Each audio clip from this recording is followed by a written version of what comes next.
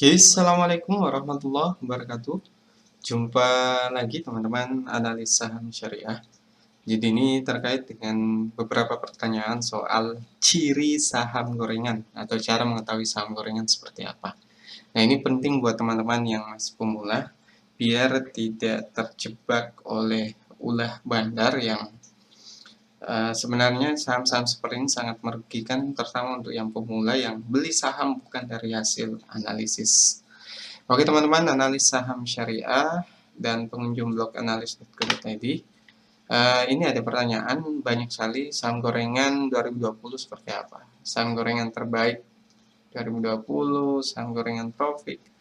Nah ini yang lucu, saham gorengan fundamental bagus. Nah ini yang teman-teman nanti akan tahu seperti apa saham gorengan itu. Jadi saham gorengan yang menguntungkan itu sebenarnya bisa dibilang hanya sementara. Jadi teman-teman yang sering beli saham gorengan, hari ini untung, maka bisa jadi setelah beberapa kali untung, sekali rugi, keuntungannya bisa hilang seketika. Ini juga pernah dibahas oleh Jokowi.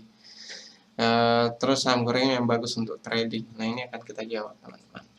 Oke, seperti apa ciri saham gorengan? Sebelum itu silahkan subscribe dan klik tombol loncengnya. Oke, jangan lupa berkunjung ke belakangnas.co.id. Nanti akan teman-teman kalau sudah cukup subscribernya, kita akan lakukan giveaway. Oke teman-teman, apa itu saham gorengan? Jadi saham gorengan adalah saham yang harganya bergerak liar bukan karena mekanisme pasar. Jadi ini perlu digarisbawahi, bukan karena mekanisme pasar secara alami, tapi karena ulah sekelompok orang atau pihak yang disebut bandar saham. Jadi bandar saham ini bukan JUDI ini teman-teman, tapi orang yang punya modal besar yang bisa menguasai pasar, melakukan transaksi dalam jumlah besar yang tujuannya adalah menarik perhatian orang lain untuk membeli saham tersebut. Nah, ada bagaimana cara kerja saham gorengan? Ada dua fase utama, yaitu mulai dengan akumulasi saham tertentu yang sudah diperhitungkan prospeknya oleh si bandar, antara mingguan sampai tahunan. Jadi, ada yang bandar saham gorengan yang menggoreng saham itu bisa sampai tahunan, teman-teman. Dan kedua adalah tahap distribusi atau penjualan saham besar-besaran setelah berhasil memancing saham naik. Jadi yang pertama, mereka akan melakukan pembelian dalam jumlah besar, bisa secara bertahap, tapi kemudian setelah harganya naik, setelah berhasil memancing para trader atau investor saham pemula, maka mereka pasti akan mulai menjual sahamnya secara besar-besaran. Nah, pada saat itulah harganya akan jatuh, anjlok, dan bisa jadi sahamnya tidak akan kembali lagi ke posisi sebelumnya, karena ada banyak penilaian saham gorengan. Salah satunya fundamentalnya pasti jelek, teman-teman. Oke, kita lihat saham gorengan, saham yang naik harganya karena ulah sekelompok orang atau pihak yang disebut bandar saham. Yang pertama adalah cirinya. Jadi ini terkait pertanyaan cara mengetahui saham gorengan itu seperti apa. Jadi ini ciri saham gorengan. Yang pertama adalah kinerja dan valuasi. Harga saham perusahaan bergerak naik, tapi kinerja penjualan dan laba ruginya sedang memburuk. Dan dari sisi valuasi terkadang tidak masuk akal. Jadi teman-teman, ini juga saya perlu sampaikan, kalau ada yang beli saham berdasarkan karena ramai ditransaksikan saja, maka itu resikonya seperti ini. Jadi terkadang valuasinya sudah sangat mahal, tapi masih banyak yang mau membeli sahamnya. Nah, itu biasanya karena pertimbangan analisis teknikal saja, bukan analisis fundamental atau tidak menggabungkan keduanya. Jadi harga perusahaannya itu tidak sebanding dengan kinerja. Jadi misalnya perusahaannya sedang rugi, sampai minus biasanya, tapi sahamnya ramai ditransaksikan. Nah, itu yang perlu teman-teman waspadai. Kemudian yang kedua, grafik. Tidak banyak terlihat doji candlestick, tidak banyak terlihat, yaitu candlestick yang open dan close-nya sama dan hanya shadownya yang bergerak. Nah, banyak terlihat doji candlestick, yaitu candlestick yang open dan close-nya sama dan hanya shadownya yang bergerak. Ini kata tidaknya dihapus teman-teman. Jadi banyak terlihat doji candlestick, yaitu candlestick yang open dan closingnya sama dan hanya shadownya yang bergerak. Nah, teman-teman yang sudah mengetahui soal candlestick ini, salah satunya adalah bentuknya adalah doji candlestick. Doji candlestick itu posisi open dan closingnya sama. Yang bergerak itu hanya shadow-nya, jadi naik turun shadow-nya. Nanti akan saya jelaskan di video selanjutnya, teman-teman. Jadi ini kita hapus tidak, ini clear. Kemudian yang ketiga, kepemilikan publik dan kapitalisasinya. Jadi saham, oke, saya hapus dulu biar tidak keliru, teman.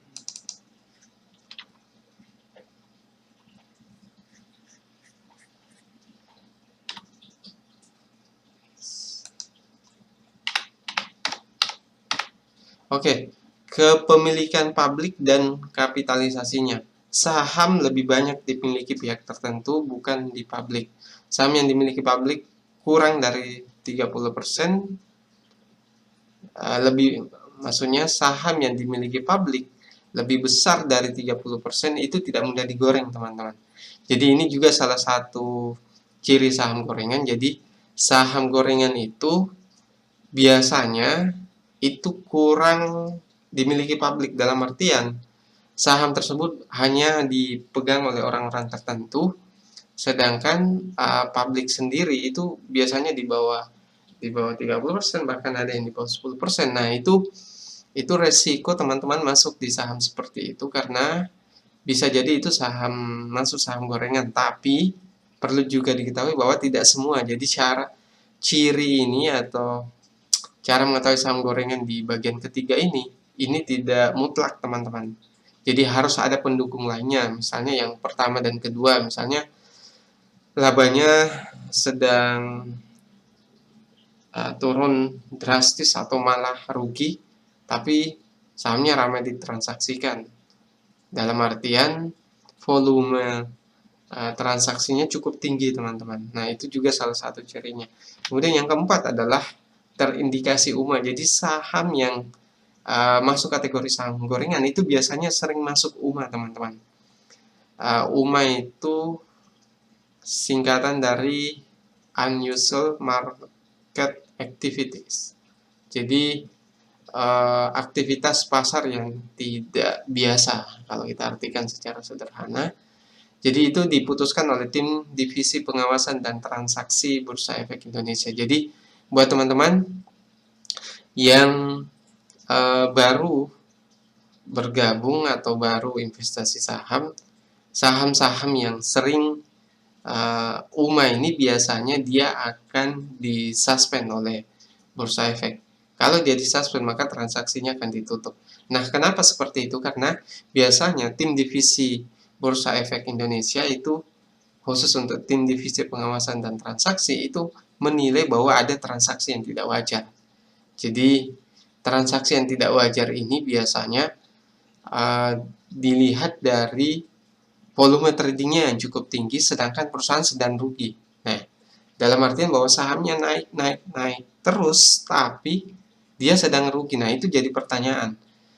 Kemudian transaksinya terlalu tinggi, sedangkan tidak ada faktor yang bisa mempengaruhi saham tersebut ditransaksikan cukup tinggi. Itu biasanya juga terindikasi UMA, dan itu salah satu ciri saham gorengan, teman-teman.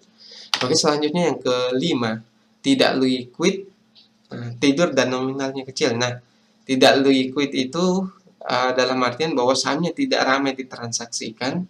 Biasanya saham seperti itu biasanya tiba-tiba kemudian banyak yang melakukan penawaran beli, penawaran jual. Nah, itu salah satu indikasi saham gorengan, teman-teman.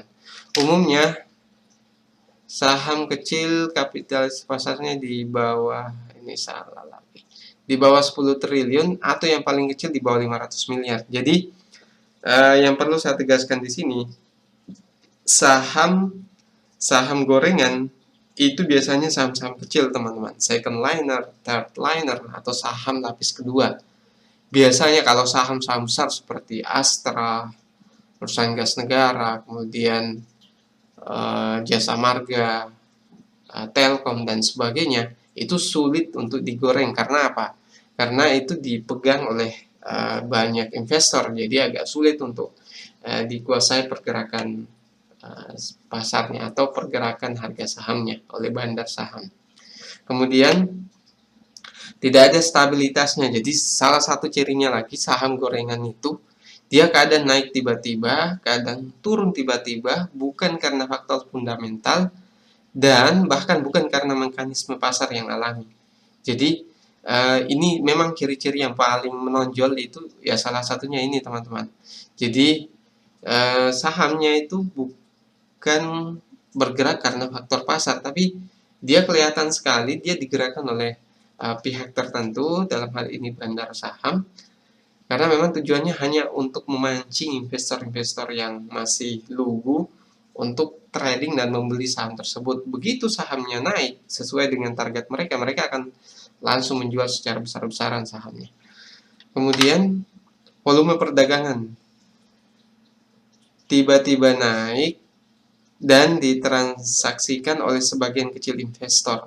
Nah, ini yang sudah kita singgung di sini bahwa saham gorengan itu biasanya jumlah investor yang mentransaksikan itu sedikit tapi jumlahnya besar. Nah, karena itu dipengaruhi oleh orang-orang yang memang punya modal besar dan bisa mengontrol pergerakan harga saham. Karena transaksi dilakukan dari orang atau kelompok yang sama. Nah, itu yang ini saling terkait sebenarnya teman-teman. Jadi dilakukan oleh sebagian investor karena kepemilikan publiknya juga kecil. Jadi yang megang itu orang-orang tertentu, memang ada kepemilikan publik juga, tapi tidak besar teman-teman. Kemudian investment grade tidak ada sentimen dan lain-lainnya. Jadi investment grade-nya itu biasanya itu cukup rendah teman-teman. Jadi kalau ada yang misalnya B, A itu biasanya jauh lebih rendah di bawah itu.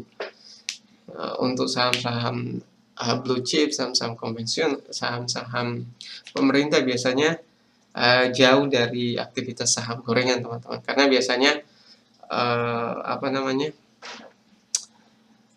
kapitalisasi pasarnya besar plus ditambah lagi biasanya itu dipegang oleh banyak investor publik. Jadi bukan orang-orang tertentu yang memegang sahamnya.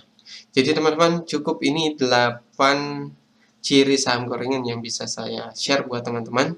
Semoga bermanfaat. Jadi kalau ada pertanyaan terkait saham gorengan dan sebagainya, silahkan komentar dan silahkan bertanya melalui komentar tersebut teman-teman. Jadi mungkin itu dari saya, analis saham syariah. Jadi terkait ciri saham gorengan ini, semoga bermanfaat dan memberi inspirasi buat teman-teman semua. Assalamualaikum warahmatullahi wabarakatuh.